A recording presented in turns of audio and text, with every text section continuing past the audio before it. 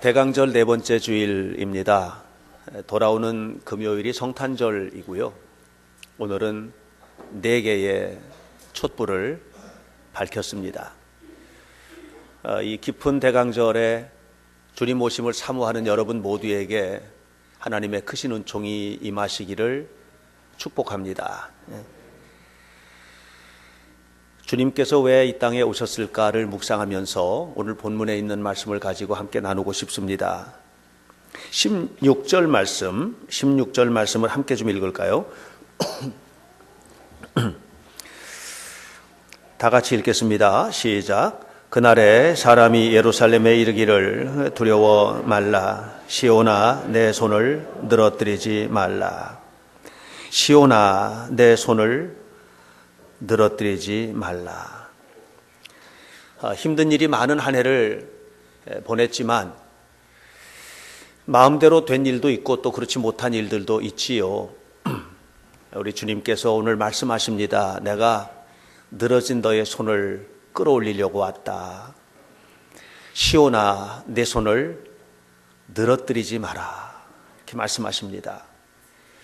시온아, 여기다가 자기 이름을 좀 넣어서 아무개야 네 손을 늘어뜨리지 말라. 이렇게 한번 자기에게 하나님 주신 메시지로 한번 얘기해 볼까요? 시작. 행신아 네 손을 늘어뜨리지 말라. 옆에 사람에게 이렇게 인사를 좀 할까요? 손을 늘어뜨리지 마세요 하고 인사해 주십시오. 손을 늘어뜨리지 마세요.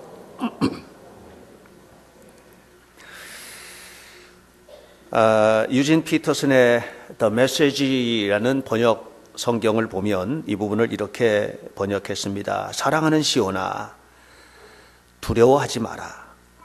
낙심하지도 마라. 너희 하나님께서 너와 함께 계신다. 이렇게 말씀했습니다. 이 사실을 믿음으로 받아들이시기를 축복합니다. 어떤 사람이 수영을 배우려고 이론을 50년간 배웠으면 세계 챔피언이 될까요? 이론을 50년간 배운 그 실력 가지고는 1m도 수영을 할 수 없습니다.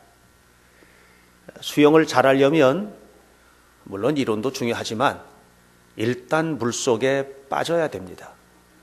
물속에 들어가서 허겁지겁 하면서 물도 먹고 숨도 막히고 이런 과정을 거쳐야 수영을 할 수 있는 경지에 오르게 되는 거거든요.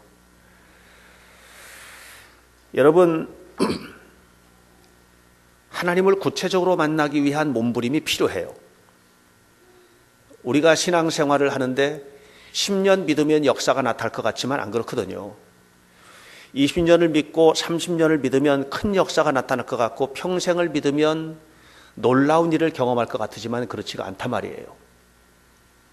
하나님을 만나기 위한 노력이 필요해요. 실수도 하고 실패도 하고 시험도 들 거예요.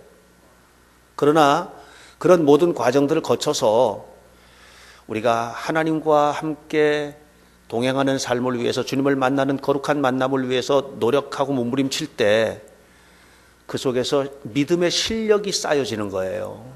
다시 말하면 큰 믿음이 생기는 겁니다. 여러분 모두 다 그런 믿음의 사람이 되시기를 축원합니다. 남왕국 유다의 13대 왕 히스기야는 훌륭한 왕이었습니다. 그런데 그의 아들 므낫세가 아버지가 돌아가신 후에 왕이 되어서 55년간을 다스렸는데요. 이 녀석이 완전 엉터리입니다. 사실 므낫세는 히스기야 왕이 죽을 병에 걸렸다가 하나님의 은혜로 살아나게 되는데 이 죽을 병 걸렸다가 살아난 이후에 태어난 아들이고 히스기야 왕이 나이 먹어서 낳은 늦동입니다. 그러다 보니까 굉장히 애지중지 키웠던 것 같은데 하나님을 잘 믿도록 키우지는 못했던 것 같아요. 뭐든지 다 받아들이고 뭐든지 다 이해해 주면서 이제 컸지요. 그래서 그런지 므낫세는 머리로는 하나님을 알았지만 몸으로 하나님을 만나는 이 삶의 실천을 하지 못했던 것이에요. 그러다 보니까 육신이 좋은 대로 살았고, 므낫세가 55년 동안 다스리는 기간 동안에 이스라엘은 완전히 영적으로 무너집니다. 부패하게 되고 타락하게 되고, 그리고 죽었는데 그가 죽은 후에 그의 아들 아몬이 15대 왕좌에 올랐지만 2년 만에 그것도 왕궁에서 신하에게 암살당해 죽고 맙니다. 이 한 번 꺾여버린 영적인 흐름을 살리는 게 참 어려운 거예요, 여러분. 여러분들의 믿음의 이 과정과 흐름들이 꺾이지 않도록 해야 돼요. 8살에 아버지를 대신해서 왕위에 오른 사람이 요시야인데, 요시야가 8살에 왕위에 올랐는데 이 요시야는 어려서부터 달랐습니다. 아마 어려서 왕이 되었기 때문에 달랐을 수도 있습니다. 그 주변에 좋은 신하들이 있었고, 이 신하들의 말을 들으면서 나라를 다스리는데 종교개혁을 하게 되고요. 그래서 나라를 어떻게 좀 바꿔보려고 하는데 이미 이 거대한 흐름이 형성돼 버리면 이걸 역전시키는 게 굉장히 어려워요. 바로 그때 스바냐라는 선지자가 등장을 하게 됩니다. 그리고 여러분 이제 스바냐 1장서부터 쭉 읽어보면 3장 8절에 이르기까지 무서운 심판을 선포하게 됩니다. 특별히 3장 1절에 있는 말씀을 보면 예루살렘, 이스라엘을 향해서 유다의 중심이죠. 거기에는 성전이 있고 하나님의 도성이잖아요. 그 예루살렘을 향해서 또 유다를 향해서 스바냐 선지자가 무서운 선포를 합니다. 이렇게 말합니다. 패역한 것, 더러운 곳, 포악한 성읍, 이렇게 얘기했어요. 다시 말하면 하나님을 믿는 사람들이 모여있는 바로 그 예루살렘이라는 도시가 패역한 곳이라는 거예요. 더러운 곳이라는 거예요. 포악한 성읍이라는 거예요. 그렇게 얘기를 했어요. 그러면서 8절에서 계속해서 말하기를, 내가 이제 너네 기다려라. 내가 이 성에게 저주를 내릴 텐데 이 저주를 쏟아부을 것이다. 그러니까 기다려라. 이 희망을 기다리는 게 아니에요. 축복을 기다리는 게 아니라 이제 곧 임할 진노를 기다리라는 거예요. 반드시 이 성에 진노를 쏟겠다는 것이죠. 이 정도가 되니까 이스라엘 백성들이 두려웠어요. 많이 두려웠어요. 그러면서 하나님 앞에 회개하는 운동들이 일어나게 됩니다. 그때 하나님께서 스바냐를 통해서 다시 선포하기 시작하는 희망의 메시지가 스바냐서 3장 9절부터 나오는 이야기고 그것이 20절까지 이어지게 됩니다. 그 초점은 뭐냐면, 초점은 이 땅에 다시 메시아가 오시면, 그러면 그 메시아가 너희를 회복할 거라는 거예요. 다시 바꿔 말하면 믿음을 새롭게 하고 주님께서 다시 오실 그날을 기다리라는 거예요. 믿음을 새롭게 하고 주님께서 다시 오시는 그날을 기다려라.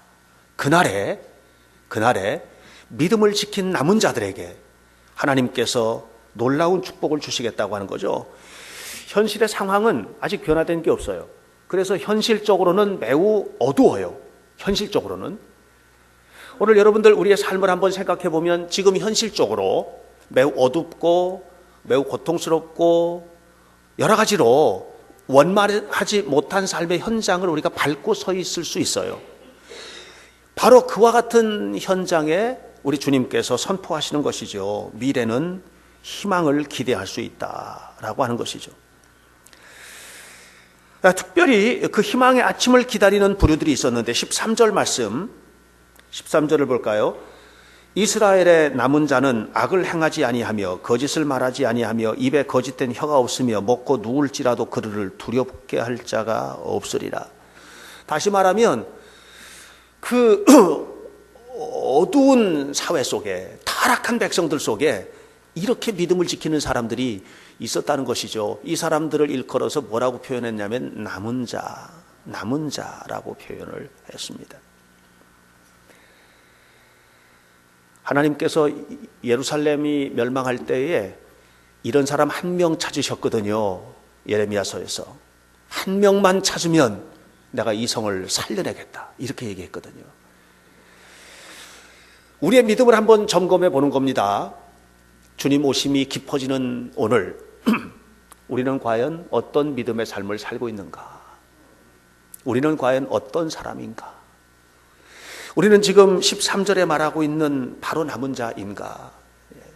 우리 스스로는 다들 그래도 우리 교회 안에 속해서 신앙생활을 하고 있으니까 나는 이라고 생각할지 모르지만 하나님께서 보실 때 어떨지 잘 모르겠어요. 저는 우리 교회 성도들 모두가 다 이 13절에 기록하고 있는 이 시대를 살릴 남은 자로 세워지게 되기를 축원합니다. 그러나 과연 정말 우리 모두가 다 그 부류 속에 속하는 것일까?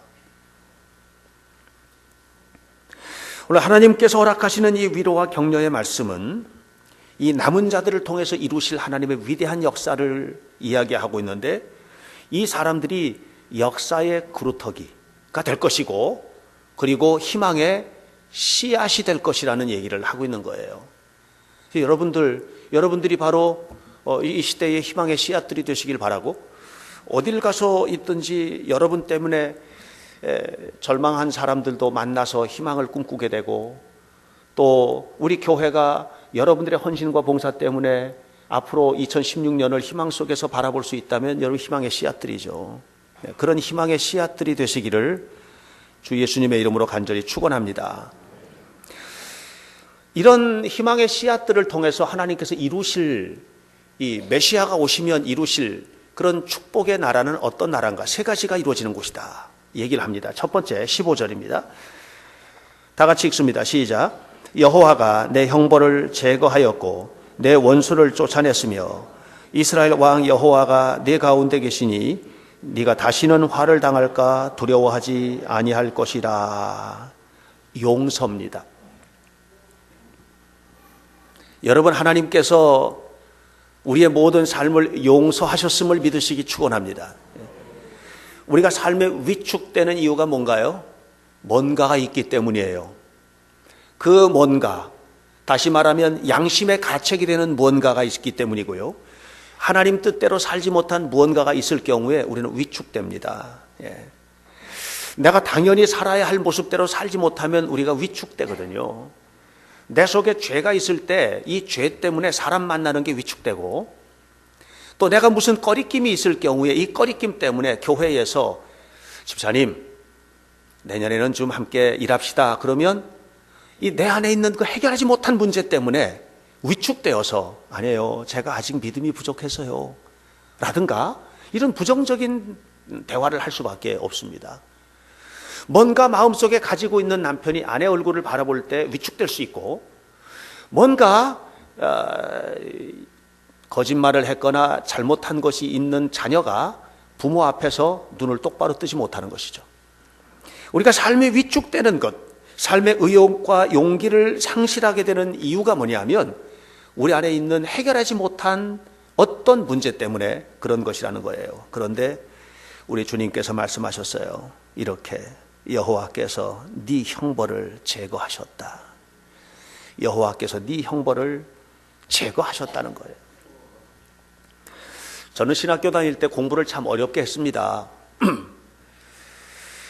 고등학교 졸업하고 바로 신학교를 간 것도 아니었고, 뭐 여러 가지 파란곡절 끝에 제가 신학을 하기로 결심하고 신학교를 갔습니다.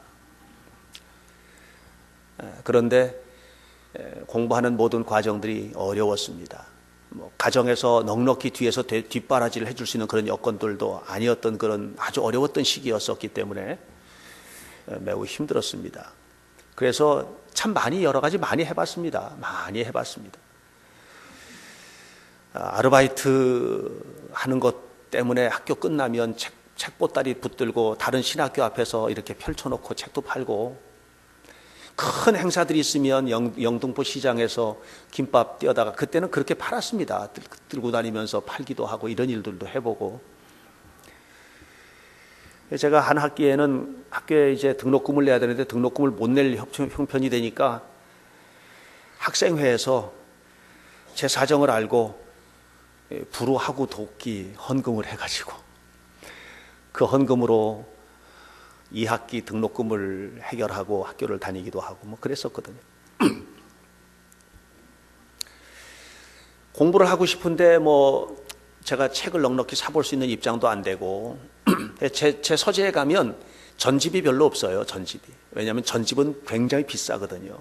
돈이 생기면 한 권씩 사 모으는 버릇이 생겨서 제 방에 들어가면 다 단행본들이에요. 근데 한 번은 이제 제가 주로 이제 공부하던 곳이 어디냐면 도서관에도 가지만 새로 나온 책들을 볼 수 있는 곳이 서점이거든요. 그 당시에 종로서적이나 교보문고가 있었는데 그런 곳에 가서 이제 앉아가지고 책 뽑아가지고 마음대로 볼 수 있으니까 그 책이 다 제 책이니까 그래서 다 이렇게 보고 하는데 한 번은 정말 비싼 책인데 꼭 읽고 싶은데 그래서 가서 앉아가지고 책을 뽑아서 앉아가지고 책을 읽었어요. 읽다가 해결하지 못한 문제가 있으니까 그냥 읽다가 그 책을 덮어서 그냥 갖고 왔어요. 계산 안 하고 그냥 갖고 온 거예요. 근데 지금은 책을 함부로 못 가지고 나오죠. 나올 때 삑삑삑삑 하잖아요. 근데 그때는 그런 것도 없었거든요. 마음대로 제 책처럼 가지고 나올 수가 있었습니다. 가지고 나온 거예요. 그런데 그게 양심의 가책이 되는 거예요. 미안한 생각이 들고. 유대 사람들은 책 도둑은 도둑이 아니래요. 그래도 그게 아닌 거예요. 그래서 얼마가 지난 후에 그 책을 들고 다시 교보문고로 찾아갔어요. 찾아가서 그것을 담당하는 책을 담당하는 부서에 찾아갔어요. 찾아가서 자초지종 얘기하고 미안하다 얘기하고 잘못했다 얘기하고 책을 그 앞에다 놓고 여기서 하라는 대로 제가 보응을 받겠다고 얘기를 하고 그랬더니 그분이 하는 얘기가 뭐라고 그러냐면 그때 제 전도사 때 전도사님 같은 사람 처음 봤다고 자기도 교회 다니는데 교회 다니는 사람 만난 거예요. 교회 다니는데 책을 가져갔는데 그것이 양심의 가책이 되어서 다시 가져온 사람은 자기가 여기 근무하는 동안 처음이라고. 그러면서 직원을 부르더니 요즘에 신간 서적들 나온 거 있으면 좀 다 가져오라고 그래서 10권을 가져왔어요. 두꺼운 책들을 10권을. 그래서 제가 선물을 받았어요. 그 책을.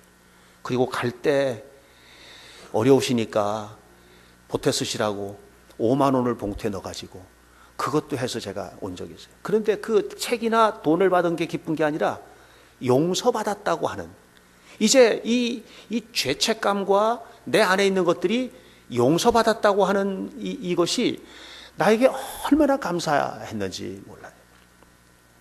죄사함 받은 사람에게는 자유함이 있어요.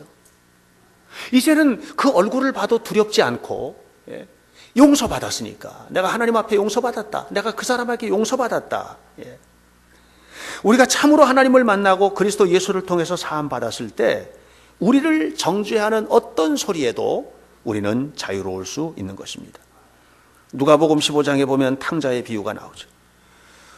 둘째 아들이 아버지 재산을 가지고 먼 나라에 가서 허랑방탕하고 진짜 완전히 망했잖아요.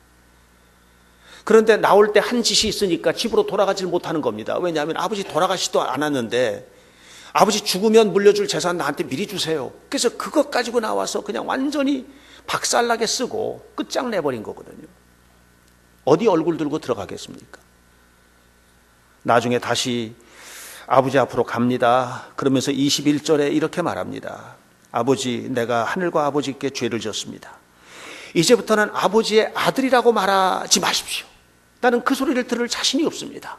그냥 품꾼 중에 하나로 쓰십시오. 그때 아버지가 그를 품에 안고 그의 볼에 입을 맞추고 그의 옷을 벗기고 목욕을 시키고 새 옷을 입히고 신을 갈아 신기고 손에 가락지를 끼워주고 그리고 잔치를 했습니다. 용서받은 겁니다.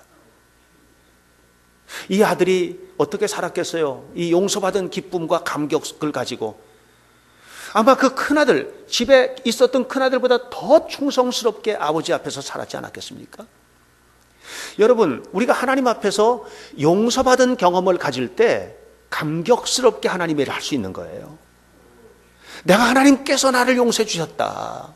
나를 하나님의 자녀 삼아 주셨다. 이 믿음이 우리 마음속에 깊이 생길 때 하나님 앞에 뜨거운 마음으로 헌신할 수 있는 것입니다. 주님께서 용서하셨습니다. 오늘 성경은 말합니다. 오늘 성경 15절에서 여호와께서 네 형벌을 제거하셨다. 지난 한 해 동안 혹시라도 양심에 가책된 부분이 있습니까? 뭔가 잘못된 것 있습니까? 이 문제를 해결해야 될 것 있습니까? 주님 앞에 그냥 내려놓으십시오. 주님께서 용서하셨습니다. 두 번째로 남은 자에게 주셨던 희망, 선포하신 희망이 뭔가, 오늘 우리에게 주시는 희망이 뭔가 17절입니다. 다 같이 읽습니다. 시작. 너희 하나님 여호와가 너희 가운데 계시니 그는 구원을 베푸실 전능자이시라. 그가 너로 말미암아 기쁨을 이기지 못하시며 너를 잠잠히 사랑하시며 너로 말미암아 즐거이 부르며 기뻐하시리라 하리라. 하나님이 동행하시겠다는 거예요. 함께 하신다는 거예요. 얼마나 큰 기쁨이 되겠습니까? 하나님이 함께 하시는데. 이스라엘 백성들이 출애굽을 할 때 이스라엘 백성들하고 이스라엘 백성들하고 모세하고 사이의 차이점이 뭔 줄 아세요? 모세는 언제나 하나님께서 나와 함께 하신다는 걸 믿었던 거예요. 언제나 하나님께서 나와 함께 하신다는 것을 믿었던 거예요. 그런데 이스라엘 백성들은 그걸 믿지 못한 거예요. 그 차이가 뭐냐 하면 하나님이 함께 하신다고 믿었던 모세는 정말 뜨거운 마음으로 하나님 앞에 헌신하고 두려워하지 않고 살 수 있었고, 이스라엘 백성들은 틈만 나면 불평했던 것이죠. 우리는 어떤가? 혹시 하나님 없는 사람처럼 살고 있는 것은 아닌가? 예배하잖아요. 예배를 드리죠. 그런데 하나님이 없는 거예요. 기도하죠. 그런데 하나님이 없는 거예요. 봉사도 하는데 하나님이 없는 거예요. 이런 사람들은 일컬어서 뭐라고 하냐면 실천적 무신론자라고 합니다. 예배도 실천합니다. 기도도 실천합니다. 헌금도 실천합니다. 봉사도 실천합니다. 그런데 보면 하나님은 없는 거예요. 삶 속에 하나님이 동행하시는 것을 못 믿는 거예요. 실천적 무신론자. 오늘 우리는 그렇게 살고 있는 것은 아닌지. 스코틀랜드에 프루스라고 하는 목사님 계셨는데, 이 목사님이 어느 한 주일날 예배를 시작을 하는데 예배 시작이 되었는데도 목사님이 안 오시는 거예요. 그래서 이제 내려갔어요. 그랬더니 누구와 얘기를 하고 있는 거예요. 그래서 문을 살짝 열면서 목사님 예배 시간 되었습니다 하고 문을 이렇게 여는데 안에 보니까 아무도 없고 목사님 혼자 계신 거예요. 그런데 막 뭐라고 그러고 있는 거예요. 들어보니까 하나님, 저 혼자 어떻게 갑니까? 저 혼자.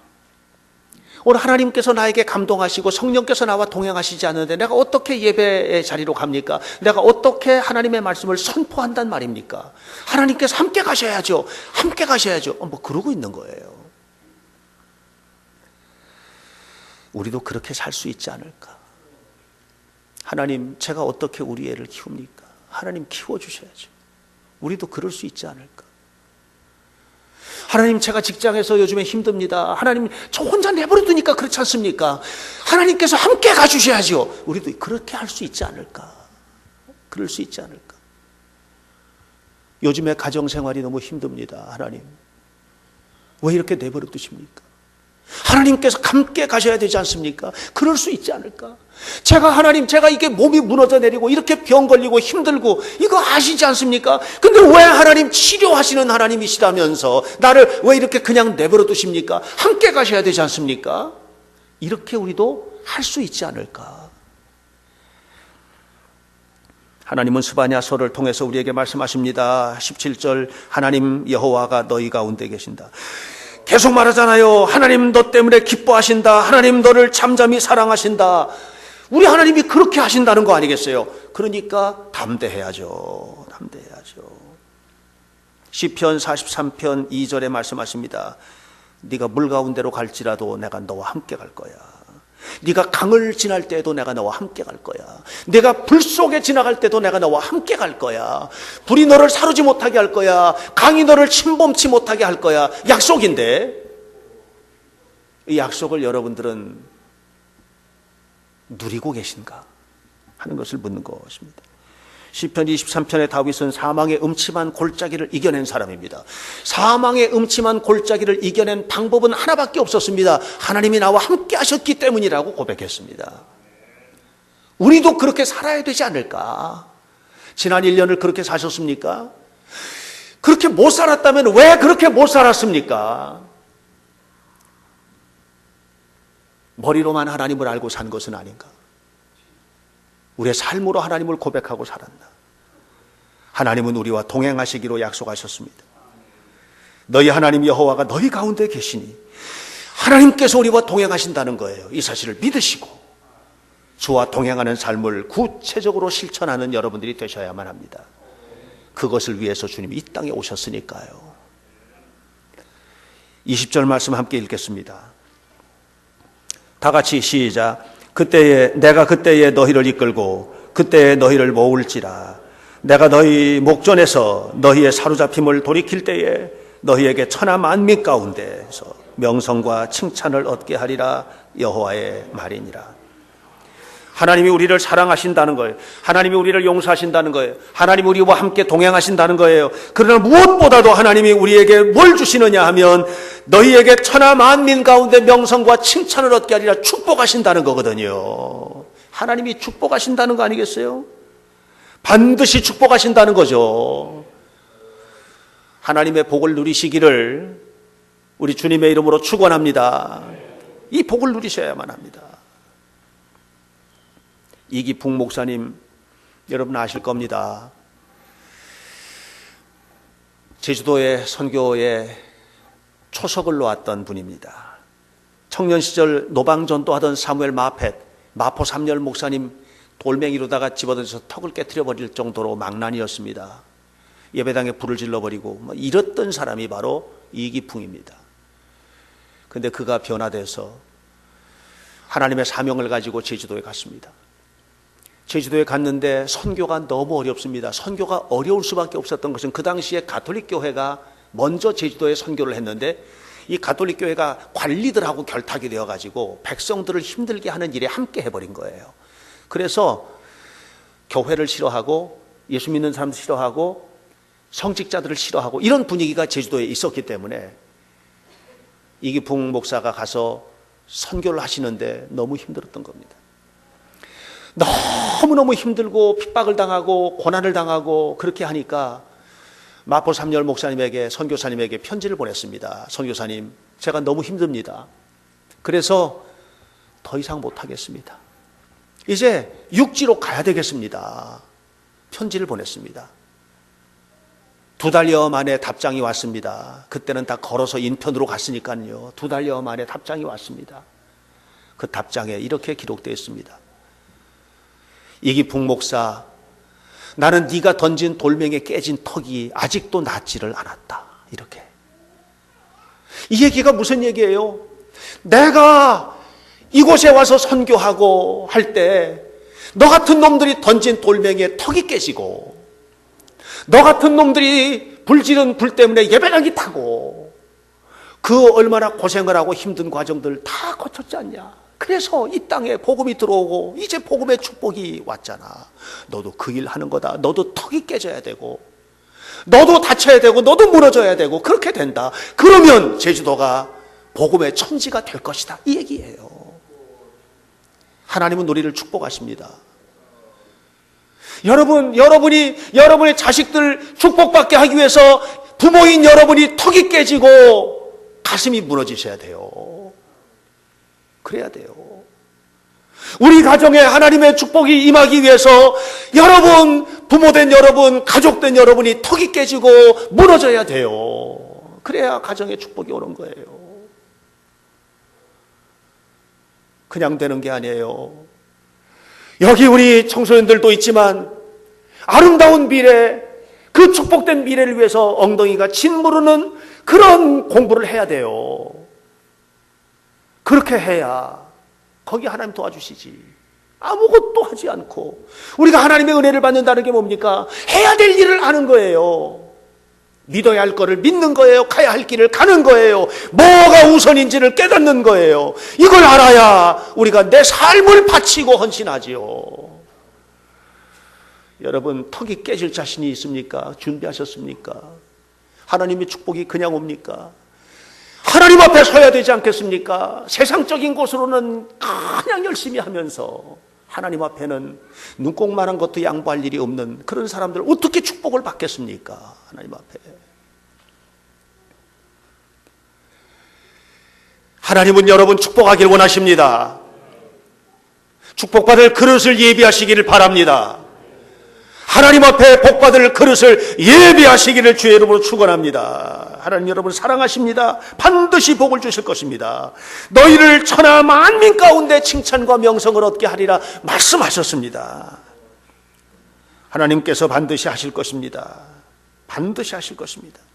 이스라엘 백성들 이 말씀을 듣고 깨닫고 회개하기 시작합니다. 힘을 내기 시작합니다. 그리고 집집마다 주상을 깨트리고 우상을 깨트리고 회개운동이 일어나고 했습니다. 오늘 기도하신 권사님께서 회개운동에 관한 얘기 했잖아요. 회개해야 됩니다. 우리 일부 예배 때도 똑같은 얘기를 기도를 하더라고요. 설교를 듣지도 않았는데도 회개해야 되는 거죠. 서커스단에 가면 사자가 있습니다. 그렇죠? 호랑이도 있죠? 서커스단에 호랑이가 있습니다. 제가 질문합니다. 야성이 있을까요? 없을까요? 그 사자, 그 호랑이는 야성이 남아 있습니다. 여러분, 그런데 그 야성이 조련사의 손에 붙잡힌 거예요. 그 조련사의 손에 붙잡혀서 그 야성을 감춰버린 겁니다. 아셨어요?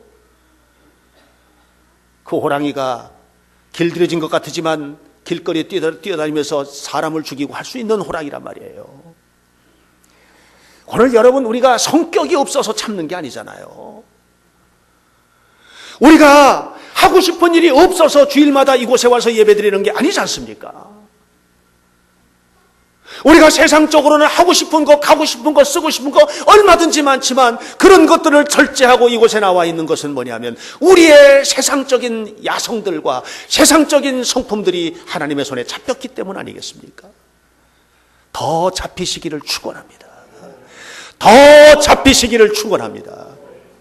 왜요? 우리는 복을 받아야 되니까 그래요. 복을 받아야 되니까. 우리 주님께서 용서하십니다. 용서하셨습니다. 우리 주님께서 동행하십니다. 우리 주님께서 복을 주실 것입니다. 여러분, 이 모든 일들이 이스라엘의 남은 자에게 주시는 하나님의 희망의 선포였습니다. 오늘 저는 우리 현대교회 성도들이 바로 이스라엘의 남은 자와 같이 남은 자들 되시길 바랍니다. 아무리 어려운 시대라 해도, 아무리 어려운 삶을 살고 있는 시대라 할지라도 여러분, 하나님을 바라보는 믿음의 눈을 똑바로 뜨고 하나님 앞에 살게 되시기를 바랍니다. 그래서 우리 현대교회 성도들 한 사람 한 사람 모두에게 좋은 것 주기 위하여 선물하기 위하여 이 땅에 오신 예수 그리스도를 믿음으로 영접하시고 주와 동행하는 복된 성도들이 다 되시기를 주의 이름으로 축원합니다. 기도하겠습니다. 살아계신 하나님, 우리도 힘을 내게 하옵소서. 이스라엘 백성들이 스바냐의 선포를 듣고 동네마다 돌아다니며 우상을 깨뜨리고 더러운 행위를 돌이키고 하나님의 말씀을 읽기 시작했던 것처럼 하나님, 우리도 힘을 내게 하옵소서. 우리 안에 있는 모든 더러운 것들과 죄악된 행위들을 돌이키게 하시고 하나님의 말씀을 읽고 예배의 자리를 찾고 엎드려 기도하면서 나아가게 하시고, 이를 통해서 하나님, 우리의 야성들과 못된 습성들과 잘못된 것들이 우리 하나님의 손에 잡혀서 하나님께서 그토록 주시기를 원하시는 축복을 누리는 은혜로운 성도들이 되게 하옵소서. 예수님의 이름으로 기도하옵나이다. 아멘.